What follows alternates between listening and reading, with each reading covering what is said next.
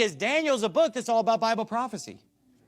And when we think about the second coming of Christ, when we think about the events leading up to it, known as the tribulation, it's going to be a time of trials and testing for God's people, because there will be persecution unlike anything that the world has ever seen. So what more fitting to have in chapter 1 of Daniel than a test of the resolve of God's people to not defile themselves?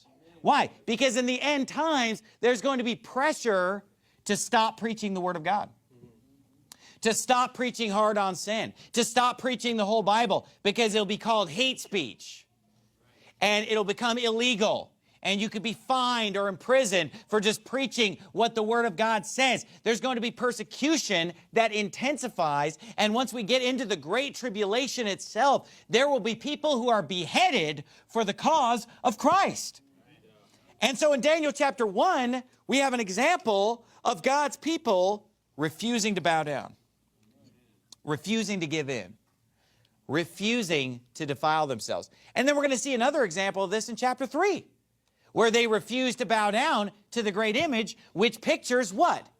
The Antichrist's great image, the image to the beast in Revelation 13, where the whole world is going to be required to bow down and worship that image, and God's people are going to have to be like Shadrach, Meshach, and Abednego and refuse to bow down. So this story and the book of Daniel itself is very relevant to end times.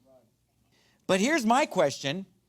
If you can't take a stand now, when things are easy, when we're not even in the tribulation, when you haven't even been kidnapped and taken to a foreign country, how are you going to take a stand when things really get difficult?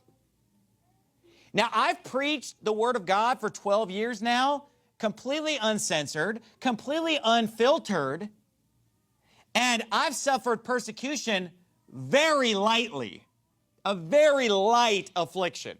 I have not had to endure any serious persecution or affliction over the last 12 years. It's very light relatively to what people went through in the Bible and what other people have gone through throughout history, or even right now in other parts of the world as we speak. But yet today, there are many Baptist preachers who believe exactly like I believe on certain issues, but they will not speak up because they're afraid of the persecution.